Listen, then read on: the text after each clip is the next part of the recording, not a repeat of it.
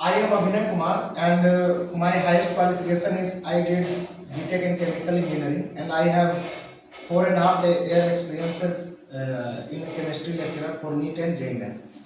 So today I am making video of demo video of electrochemistry. Electrochemistry.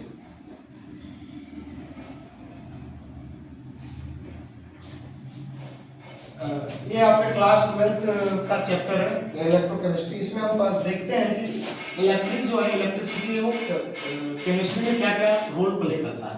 ठीक है, तो आपने दो टाइप का एनर्जी सुना होगा, एक होता है chemical energy, chemical energy,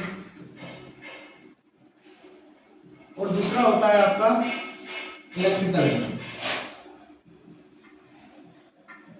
electrical energy. ठीक है, तो केमिकल एनर्जी और इलेक्ट्रिकल एनर्जी। केमिकल एनर्जी जो सेल केमिकल एनर्जी से इलेक्ट्रिकल एनर्जी में बदलता है उसको हम बोलते हैं इलेक्ट्रोकेमिकल सेल। क्या बोलते हैं? Electrochemical cell, electrochemical cell. और जो जब हम एनर्जी को इलेक्ट्रिकल एनर्जी से केमिकल एनर्जी में चेंज करते हैं तो उसको हम बोलते हैं, उस प्रोसेस को बोलते हैं, process is called electrolysis. Electrolysis. Electrochemical cell एक ऐसा सेल हो गया जिसमें हम केमिकल एनर्जी को इलेक्ट्रिकल एनर्जी में बदलेंगे। जैसे आपका एग्जांपल हो जाता है इसका इन्वर्टर। इन्वर्टर जो आपके घर में यूज करते हैं, लाइन करने के बाद केमिकल एनर्जी क्या इलेक्ट्रिकल एनर्जी में चेंज हो जाती है। और इलेक्ट्रोलाइसिस हो जाता है, इलेक्ट्रो मींस होता है इलेक्ट्रिसिटी और लाइसिस मींस होता है breaking of any bond, breaking of any bond. ठीक, तो इलेक्ट्रोलाइसिस कैसे डिफाइन हो जाएगा? Breaking of any bond with the help of electricity is called electrolysis. Breaking of any bond with the help of electricity it is called electrolysis. जैसे आपने सुना होगा hydrolysis. Hydrolysis क्या होता है? हाइड्रो मींस वाटर और lysis means breaking of any bond. तो breaking of any bond with the help of water that is called hydrolysis, and here we have to read breaking of any bond with the help of electricity that is called electrolysis. ठीक है, पर इस chapter में आपको इसके बारे में नहीं पढ़ना है, आपको पढ़ना है इलेक्ट्रोकेमिकल सेल के बारे में। किसके बारे में पढ़ना है? इलेक्ट्रोकेमिकल सेल के बारे में, इलेक्ट्रोकेमिकल सेल के बारे में, इलेक्ट्रोकेमिकल सेल के बारे में। ठीक, तो इलेक्ट्रोकेमिकल सेल में आपके एनोड होते हैं, कैथोड होते हैं। जिस मेटल को हम यूज करते हैं, जिस मेटल को हम यूज करते हैं उस हिसाब से हम क्या करते हैं, उस इलेक्ट्रोकेमिकल सेल का नाम करते हैं। इलेक्ट्रोकेमिकल सेल के एग्जांपल आपको जाते हैं डैनियल सेल। डैनियल सेल है एग्जांपल ऑफ इलेक्ट्रोकेमिकल सेल।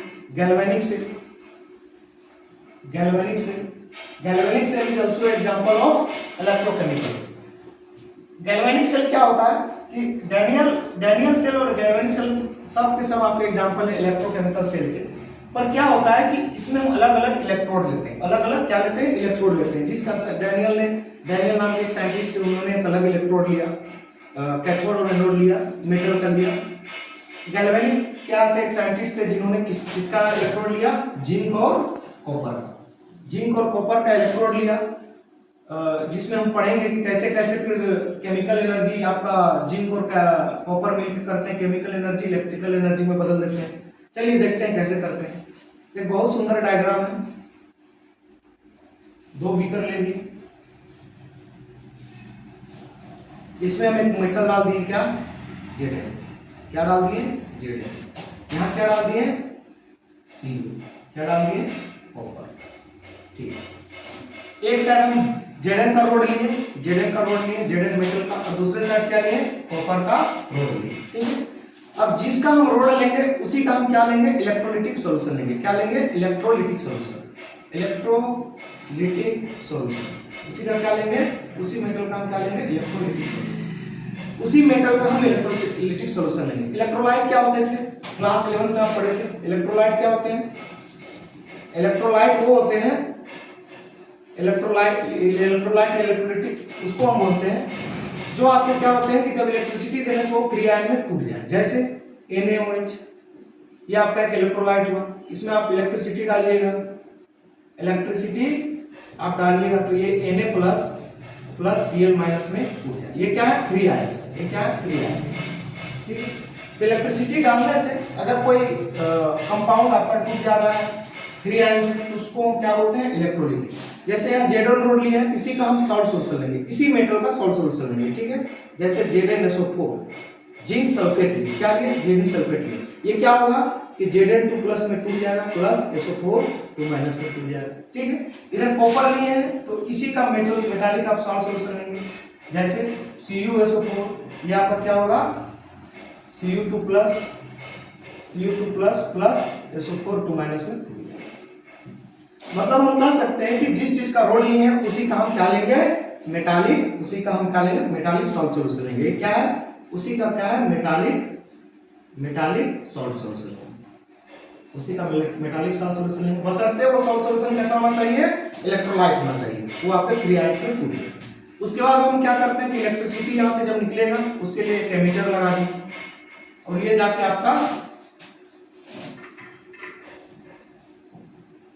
जाके क्या हुआ सर्किट कंप्लीट हो गया, ठीक है। अब हम देखते हैं कि Zn का क्या होता है, Zn का इसमें क्या होता है ऑक्सीडेशन होता है, Cu का रिडक्शन होता है। तो हम सबसे पहले जानेंगे कि ऑक्सीडेशन और रिडक्शन होते क्या, ऑक्सीडेशन और रिडक्शन होते क्या। तो ऑक्सीडेशन क्या होता है, आप क्लास 10th में पढ़ चुके होंगे, ऑक्सीडेशन आपका होता है क्लास 11th में भी। और रिडक्शन क्या पढ़े थे, addition of hydrogen is called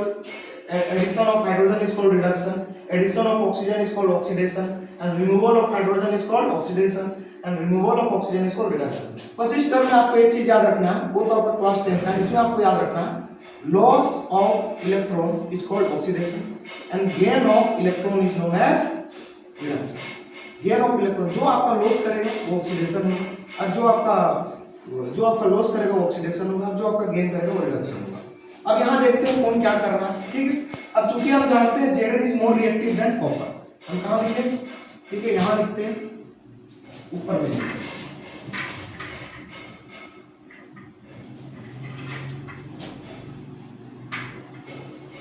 Zn is more reactive than metal copper, sorry reactive than copper.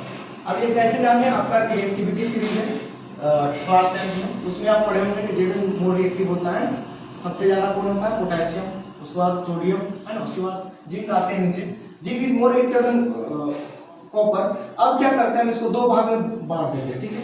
इस साल को हम बोल देते हैं, इस साइड को आपको याद रखने के लिए हमेशा याद रखिएगा प्रोसेस आता है लोड, क्या आता है लोड, एल मतलब left, O stand for oxidation,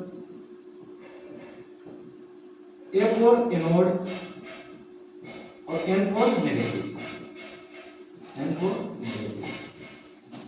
negative, ठीक है। इसको हम बोल सकते हैं क्या हो गया आपका ऑक्सीडेशन हाफ सेल। इस सेल को हम क्या बोलेंगे ऑक्सीडेशन हाफ सेल, क्या बोलेंगे ऑक्सीडेशन हाफ सेल। जो लेफ्ट में रहेगा वो हमेशा क्या करेगा ऑक्सीडेशन करेगा, ऑक्सीडेशन हाफ सेल। कैसे करते हैं ऑक्सीडेशन, कैसे करता है, जो आपका Zn है वो क्या करना चाहिए ऑक्सीडेशन के लिए, लॉस ऑफ इलेक्ट्रॉन, उसका इलेक्ट्रॉन को लॉस होना चाहिए। तो Zn से यहाँ आपका आ जाएगा क्या Zn2 प्लस प्लस ये क्या करेगा 2 इलेक्ट्रॉन का लॉस करेगा। बोलिएगा सर यहाँ 2 ही क्यों आया, 1 क्यों नहीं आया, इसका वैलेंसी 2 होता है। जैसे हम सोडियम में पढ़े हैं, कि सोडियम में क्या होता है एटॉमिक नंबर 11 2 8 और 1, इसके पास अगर एक इलेक्ट्रॉन एक्सेस है तो इसका वैलेंसी हो जाएगा Na+। इसके पास एक्सेस आता है, ये क्लास 9 का चीज आप पढ़े होंगे, इसके लिए यहाँ 2 आया। इस साइड को हम बोलते हैं क्या रिडक्शन हाफ सेल, क्या बोलते हैं रिडक्शन हाफ सेल, क्या बोलते हैं रिडक्शन हाफ सेल, ठीक है। इसको क्या बोलते हैं रिडक्शन हाफ सेल या कैथोडिक हाफ सेल या राइट हाफ सेल, या जब राइट में रहेगा उसका क्या होगा रिडक्शन होगा, ठीक है। यहां से आते हैं, ये Cu2+ क्या करेगा, ये Cu2+ क्या करेगा कि ये 2 इलेक्ट्रॉन को पकड़ेगा जो जिंक को छोड़ा है, इलेक्ट्रॉन क्या किया यहाँ से दौड़ना चालू किया, ठीक है, इलेक्ट्रॉन दौड़ना चालू किया। इस इलेक्ट्रॉन को देखिए कॉपर क्या करेगा कि Cu2+ में टूट जाएगा और ये 2 इलेक्ट्रॉन को पकड़ के क्या बना लेगा कॉपर सोल्यूट बना लेगा, ठीक है। तो आप कह सकते हैं कि समय के साथ यहाँ से इलेक्ट्रॉन टूट रहा है, लूज कर रहा है इलेक्ट्रॉन को, ठीक है ना। तो with respect to time, with respect to time हम क्या बोल सकते हैं, विथ रिस्पेक्ट टू टाइम क्या बोल सकते हैं, विथ रिस्पेक्ट टू टाइम हम क्या बोल सकते हैं कि Zn rod weight, Jadon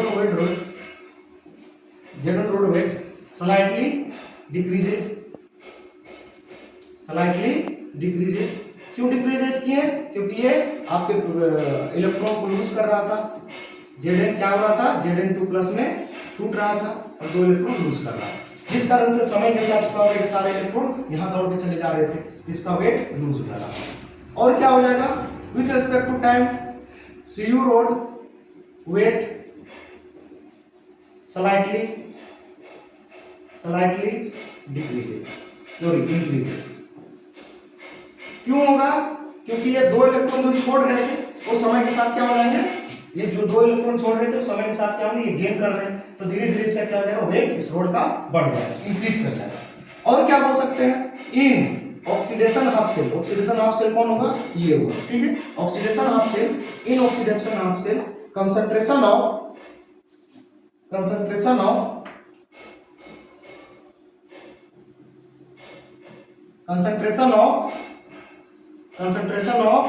Zn2 plus increases। क्यों, क्योंकि ये जो Zn प्लस आपका टूट रहा है, ठीक है ना, यहाँ क्या हो रहा है, Zn2 प्लस 2 इलेक्ट्रॉन टूट रहा है, ये 2 इलेक्ट्रॉन तो इधर चले जा रहे हैं, पर ये Zn2 प्लस यहीं का जो आपका इलेक्ट्रोलाइटिक सॉल्यूशन था यहीं धीरे धीरे समय के साथ टूट के यहीं आते जाएंगे, टूट के आएंगे, तो यहाँ से क्या होगा, आपको एक रेड पीपीटी नजर आएगा, क्या नजर आएगा, रेड पीपीटी नजर आएगा। और समय के साथ क्या होगा कि जब Zn2 प्लस की कंसंट्रेशन बढ़ जाएगी तो यहाँ से इलेक्ट्रॉन को लूज करना छोड़ देगा, क्योंकि बोलेगा कि कहाँ जा रहे हैं, मेरे पास खूब कमी है इलेक्ट्रॉन का, तो ये क्या करेगा कि ये Zn2 प्लस में आपका कंसंट्रेशन आपका ऑक्सीडेशन हाफ सेल में बढ़ जाएगा। और हम क्या बोल सकते हैं, in reduction half cell concentration of Cu2 plus decreases. क्यों डिक्रीज करेंगे, क्योंकि कार्बन Cu2 प्लस टूट के इलेक्ट्रॉन पकड़ रहे हैं, तो यहाँ धीरे धीरे Cu2 प्लस की कंसंट्रेशन डिक्रीज कर जाएगी, Cu2 प्लस की कंसंट्रेशन डिक्रीज कर जाएगी और SO4 2 माइनस का कंसंट्रेशन बढ़ जाएगा। अब बढ़ जाएगा तो क्या होगा, धीरे धीरे क्या होगा कि ये इलेक्ट्रिसिटी देना बंद हो जाएगा, मतलब जो सर्किट है वो इनकम्प्लीट हो जाएगा। अब सर्किट इनकम्प्लीट हो जाएगा तो बहुत सारी समस्या आ जाएगी। ड्यू टू दिस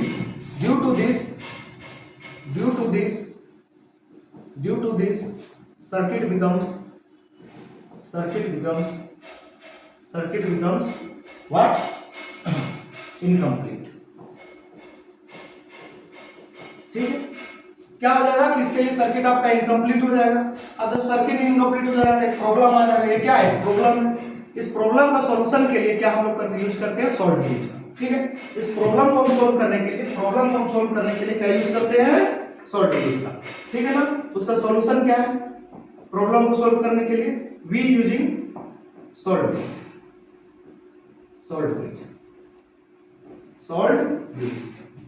जो आपके कहां लग जाएंगे,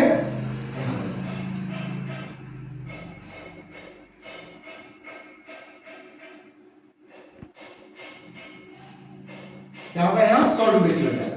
अब इसके लिए कंडीशन है, सॉल्ट ब्लीच क्या होना चाहिए, इनर्ट होना चाहिए और दूसरा होना चाहिए क्या, इलेक्ट्रोलाइट। क्या होना चाहिए, इनर्ट भी होना चाहिए और इलेक्ट्रोलाइट होना चाहिए। ये आपस में जाके रिएक्शन न करने लगे, ये बस सिर्फ और सिर्फ क्या होना चाहिए, यहाँ जाके अभिक्रिया न करने लगे, इनर्ट होना चाहिए। इनर्ट मतलब कि वो जाके खुद रिएक्शन में पार्टिसिपेट नहीं करना चाहिए ना। डू नॉट टेक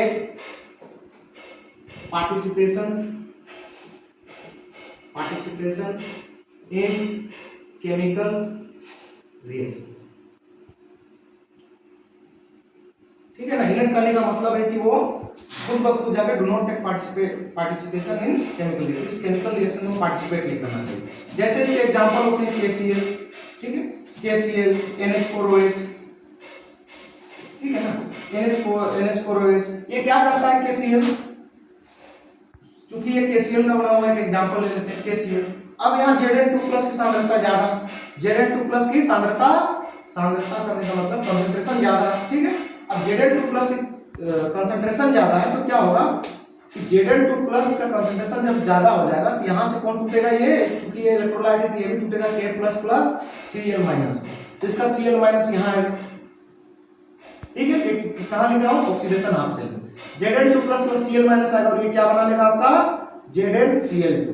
पर ये काफी ज्यादा रिएक्टिव होता है, तुरंत टूट जाता है और फिर से ये रिवर्सिबल प्रोसेस हो जाता है। Process is reversible, process is reversible, process is reversible.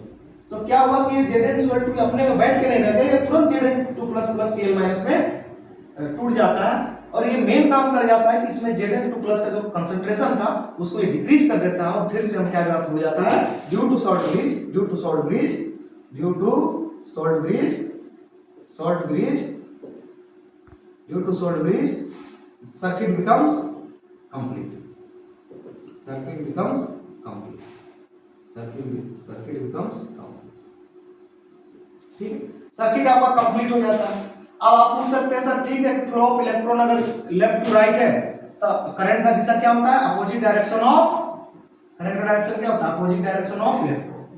Current इधर से इधर बढ़ेगा, opposite direction of current, opposite direction of electron, flow of electron, flow of electron। ठीक है ना, आप समझ सकते हैं पूरा कि सॉल्ट ब्रिज का काम क्या है, कि सॉल्ट ब्रिज का काम बस यही है कि यहाँ से Zn2 प्लस की सांद्रता को कम कर देना। सिमिलर प्रोसेस ये इधर के लिए करेगा, क्या करेगा कि यहाँ पास SO4 2 माइनस की कंसंट्रेशन जो बढ़ी हुई है, ठीक है ना, ये K प्लस जाएगा, K प्लस जाएगा और क्या बना लेगा K2SO4, K2SO4 बनाएगा। और चूंकि ये काफी रिवर्सिबल प्रोसेस है फिर से वापस टूट के SO4 2 minus plus K plus बनाएगा, जिससे क्या होता है पीपीटी भी नहीं जमा हो रहा है और सर्किट को क्या कर दे रहा है, कंप्लीट कर दे रहा है। क्या कर दे रहा है, circuit becomes complete, circuit becomes. ये आपका क्या हुआ, इलेक्ट्रोकेमिकल सेल का एक बेसिक सा फंडा हुआ जो हमको पढ़ना है ना। इसके बाद हम इसका इलेक्ट्रोड पोटेंशियल देखेंगे और भी बहुत सारे चीज होते हैं। Thank you.